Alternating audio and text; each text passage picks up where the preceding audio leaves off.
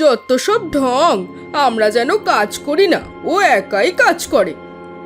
থাক দিদি, আবার বেশি কিছু বলো না। দাদারা এলে ওদেরকে আবার লাগিয়ে দেবে, আমাদেরকে আমাদের বরের কাছে খারাপ করে দেবে গো।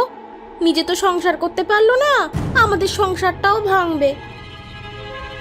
এ বাবা বৌদি, তোমরা এমন করে কেন বলছো আমাকে? বেশি দাঁড়িয়ে না থেকে এখান থেকে যাও। এই কোমরে যন্ত্রণা নিয়ে আমি বাসন ধুতে পারবো না।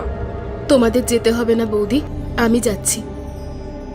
তোমার দাদা চলে এসে দেখলে তো আবার আমাদেরকেই বকবে। সারাদিন কাজ করে একটু কথা বলার যোগ পাই না। চল তো ছোট, আমরা ঘরে গিয়ে কথা বলি।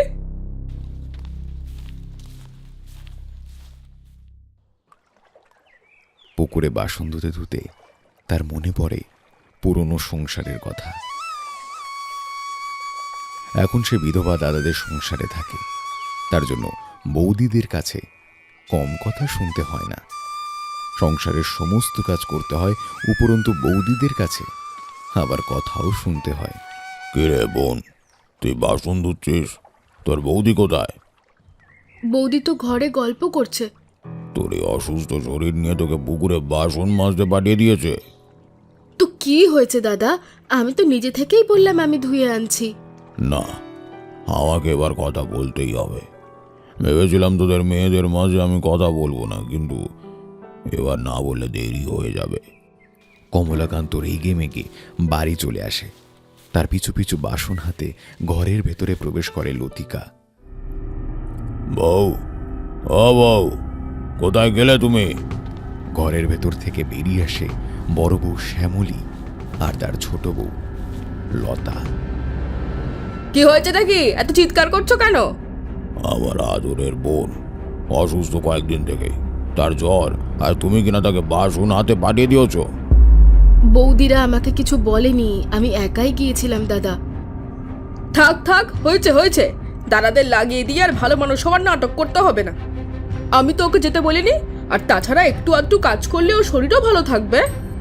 এমন সময় মাথায় করে ঝুড়ি হাতে ঘরের ভেতর প্রবেশ করে ছোট ভাই অমলাকান্ত।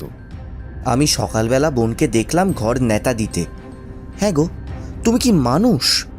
আমার বোনকে আমি দেখলাম রান্নাও করতে। তুমি কি একটু ঘরের কাজও করতে পারো না? আমার বোনের সাথে সাথে কোনোদিনও তো দেখলাম না দুজনে মিলে কাজ করছো।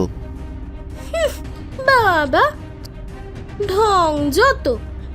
তোমার বোনকে আমরা এতটাই কাজ করাই গো। হ্যাঁ, সারা দিন রাত আমরাই কাজ করি, বুঝেছো? একদিন একটু কাজ করেছে তা নিয়ে এত ঝামেলা। আহ দাদা, তোরা একটু থাম না রে। আর নাটক করতে হবে না। আমি কি বলেছিলাম তুমি বাসন ধুয়ে আনো?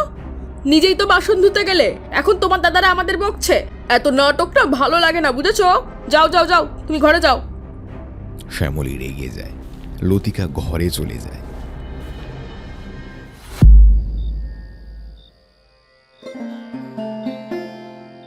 ডাক্তার ডাকতে হবে, বুঝলে? আজ রাতে থাক, কালকে তুমি ডাক্তার ডেকে আনবে। দেখো, তোমাকে দায়িত্ব দিয়ে যাচ্ছে আমার বোনের। মা স্বামী মরা আমার একমাত্র বোন। আমরা ছাড়া আর কে আছে বলো ওর? কালকে আমরা দুই ভাই শহরে যাব, তুমি অবশ্যই বোনকে দেখবে কিন্তু। হ্যাঁ গো হ্যাঁ। পরের দিন সকালবেলা দুই ভাই চলে যায় শহরে। এদিকে সকালবেলা থেকে একটু সুস্থ হয়েছে লতিকা। সে ঘর থেকে সবে বেরিয়েছে। পাশের বাড়ি রবির সাথে তার দেখা হয়। ছোটবেলা থেকেই দুজনে একসাথে লেখাপড়া করেছে। দুজনে দাঁড়িয়ে একটু কথা বলছিল, এমন সময় শ্যামলী আর লতা দূর থেকে তাদের লক্ষ্য করে। ওই দেখো, মেয়ে আবার নতুন জালে মাছ ধরছে। তাতে আমাদের কি? ভালোই তো হয়, আপদটা বিদায় হবে। শুধু তো আপদ বিদেয় হবে না, তার সাথে আমাদের অনেক কিছুই নিয়ে যাবে। টাকা পয়সা, সোনা দানা। বাবা, বোনের একবার বিয়ে দিয়ে কি তোমার স্বাদ মেটেনি নাকি গো? আবার একবার বোনের বিয়ে দেবে? আর মেয়েটাও দাঁড়িয়ে দাঁড়িয়ে কেমন ছেলেটার সাথে কথা বলছে দেখো। ঘর থেকে তাড়াতে পারলে যেন বাঁচি। হ্যাঁ রে, সেটাই হবে বুঝলি। এই ব্যাপারটা একটু রং ছড়িয়ে তোর দাদাকে বলে ঘর থেকে বাইরে বার করতে হবে লতিকাকে। তাহলে আপদটাও বিদায় হবে, একটা টাকাও খরচ হবে না, লাঠিও ভাঙবে না, সাপও মরবে। এই কথা বলেই শ্যামলী হায় হায় করে তেড়ে যায় লতিকার দিকে। হায় হায় হায় হায়, এ কি কাণ্ড! হায় হায়, এ তো দেখছি সর্বনাশী রে বাপ রে বাপ! আর তোরা দুজনে রাস্তার ধারে দাঁড়িয়ে কথা বলছিস? হায় হায় হায় হায়! কথাই তো বলছি বৌদি, তুমি তো চিৎকার করছো কেন? হাতে হাত রেখে চোখে চোখ রেখে কথা বলছে, আবার বলে কি না তোমরা এত চিন্তিত কেন, চিৎকার করছো কেন? হায় হায় হায়, দেখো ছেলেটার সঙ্গে মুখ পুরির আবার বিয়ে দিতে না হয়। আমি কেন রবিকে বিয়ে করব বৌদি? আমরা ছোটবেলা থেকে একসাথে পড়েছি, আর ওর সাথে আমি শুধু দাঁড়িয়ে কথা বলছিলাম, আর তুমি এত কিছু ভেবে নিলে? ভাবার তো কারণ আছে। বিয়ে করে এখান থেকে চলে যাও, বুঝেছো? শ্যামলী আর লতার চিৎকারে কয়েকজন প্রতিবেশী জড়ো হয়ে যায়। তারাও দেখে একে অপরের পাশে দাঁড়িয়ে আছে বিধবা লতিকা আর রবি। রবি লজ্জা পেয়ে যায়, লজ্জায় তার মাথা হেঁট হয়ে যায়, সে চলে যায় তাড়াতাড়ি। এদিকে লতিকা ঘরের ভেতরে চলে আসে, তার পিছু পিছু চলে আসে দুই বৌদি। ছি ছি ছি ননদিনী, ছি! তোমার কি লজ্জা শরম কিচ্ছু নেই গো? বাইরে একটা পুরুষের সাথে এরকম ভাব ভালোবাসা করছো? গোটা পাড়ার লোক দেখেছে। তোমার দাদা আসুক, তোমার দাদার কানে কথাটা তুলি আগে। তোমরা ভুল বুঝছো বৌদি, এরকম কিচ্ছু হয়নি, আমি শুধু কথা বলছিলাম। কেউ কথা শোনে না। শ্যামলী আর লতা লতিকাকে কথা শোনাতে থাকে। লতিকা কান্না করতে করতে ঘরে চলে যায়। বিকেলবেলা যখন কমলাকান্ত আর অমলাকান্ত বাড়ি ফিরছিল, তখন প্রতিবেশীদের মুখে তার বোনের করা কর্মকাণ্ডের কথা শুনে তারা। বোন, বোন লতিকা, বেরিয়ে আয়, কি শুনছি বলতো? লতিকা ভয়ে ভয়ে বেরিয়ে আসে। দাদা তুমি যা শুনছো ভুল শুনছো, বিশ্বাস করো এরকম কিচ্ছু নয়। রবির সাথে তোর আজকে বিয়েই দিয়ে দেব। একবার বোনের কথাটাও তো শুনলে হয়। না, ওর কোনো কথা শুনবো না। এতদিন ওর কথাই শুনছিলাম। সবাই কতটা খারাপ ভাবছে। সবাই বলছে আমার বোন নাকি ছেলে ধরা, বেঁচে বেঁচে যুবক ছেলেদেরই সে ধরবে। ওর সাথে ধরা খেয়েছে, আজকে ওর সাথে বিয়ে না দিলে আমাদের এক ঘরে করবে। তাহলে বিয়ে দিয়ে দাও লতিকার। লতিকা মাথা নিচু করে নেমে আসে এদিকে। তোর বিয়ে আজকে রবির সাথেই হবে। যা ভাই, রবিকে ধরে নিয়ে আয়। দুই বৌদি খুব আনন্দিত। আর যাই হোক, তাদের মনের ইচ্ছেটা তো পূরণ হতে চলেছে। এদিকে রবিও চলে আসে, তার মুখ দিয়ে একটা কথাও বের হয় না। দুজনকে বিয়ে দিয়ে দাও। কিছুক্ষণের মধ্যেই দুজনের বিয়ে হয়ে যায়। যা বোন, সুখে ঘর কর। তুমি তুমি চলো লতিকা। লতিকা কিছুই বলে না। যখন দাদা সংসারে ছিল, বৌদিদের কথার উপর কথা বলতো না। এখন আরও সে চুপচাপ হয়ে গেছে। কিছুই না বলে লতিকা রবির সাথে চলে যায়।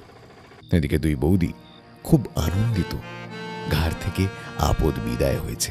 যাকে বাবা, ভালো হয়েছে, এবার আরাম করে বসে থাকতে পারবো।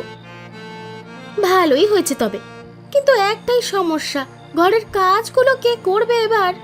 কেন তুই করবি? কেন আমি করব? তুমি করবে না কেন? আমি বাড়ির বড়, আর তাছাড়া আমার স্বামী বেশি টাকা ইনকাম করে, আমি কোনো কাজ করব না। আমি কোনো কাজ করব না, আমি বাপের বাড়ি চলে যাব। ঘরের কাজ সবই লতিকা করত। লতিকার বিয়ে হয়ে যাওয়াতে শ্যামলী আর লতা ভেবেছিল তারা বেশ আনন্দে থাকবে, কিন্তু তাদের মধ্যে শুরু হয় ঝগড়া ঝাঁটি, অশান্তি। ওইদিকে ঘরের ভেতরে বসেছিল লতিকা, কাঁদছিল। রবি তার কাছে আসে। মন খারাপ করছে কেন? যা হয়েছে ভালোই হয়েছে। আমার জন্য তোর অসম্মান হলো, আমার জন্য তোর সব চলে গেল। কোথায় ভেবেছিলি তুই একটা ভালো ঘরের কোনো মেয়েকে বিয়ে করবি, আর দেখ কি হয়ে গেল। এই শোনো, এখন আমি আর তোমার বন্ধু নই, মানে বন্ধু আছে কিন্তু বন্ধু নই। আমি এখন তোমার স্বামী। দুই বউয়ের মধ্যে ঝগড়া দেখে কমলাকান্ত আর অমলাকান্ত হেসে ওঠে। তারা রাতের অন্ধকারে চুপি চুপি রবিদের বাড়িতে আসে। বোন, আমার ওপরে রাগ করেছিস? রাগ করিস না মন, তোর ভালোর জন্যই এটা করলাম। অনেকদিন থেকেই ভাবছিলাম তোর তোর বিয়ে দেব, তুই রাজি হচ্ছিলিস না। তার মধ্যেই রবির সাথে দেখা হলো। রবি তোকে পছন্দ করে, বিয়ে করতে চায়। তোর ওপর দিন দিন বৌদিরা অকথ্য অত্যাচার করতে থাকে। আমরা সবই দেখি, সবই বুঝতে পারি, কিন্তু কিছু বললেই অশান্তির ভয় আর কিছু বলি না। তাই আমরা সকলে মিলে একটা প্ল্যান করি, আর এই প্ল্যানটাই আজকের বিবাহ অভিযান। তার মানে তোরা রেগে মেগে রবিনের সাথে আমাকে বিয়ে দিসনি? আমি তো ভাবছিলাম। একদম চুপ। এখানে তুই সুখে থাকতে পারবি, তোর মতো তোর একটা সংসার গুছিয়ে করতে পারবি, কেউ সবসময় বকাঝকা করবে না, ভালো থাকবি। আর আমরা তো আছি কাছে, কোনো রকম অসুবিধা হলে অবশ্যই যোগাযোগ করবি। এই বলে দুই দাদা আশীর্বাদ দিয়ে চলে যায়। লতিকার মুখে হাসি ফুটে ওঠে, সে লজ্জা পায়। বুঝলি ভাই, এবার আমাদের বউগুলো ভালো জব্দ হয়েছে। তা যা বলতে। লতিকার কার সাথে বিয়ে হয়েছিল? আপনারা সঠিক উত্তরটি তাড়াতাড়ি কমেন্ট করে দিন। আর আপনারা কোথা থেকে বলছেন সেটি লিখতে কিন্তু ভুলবেন না।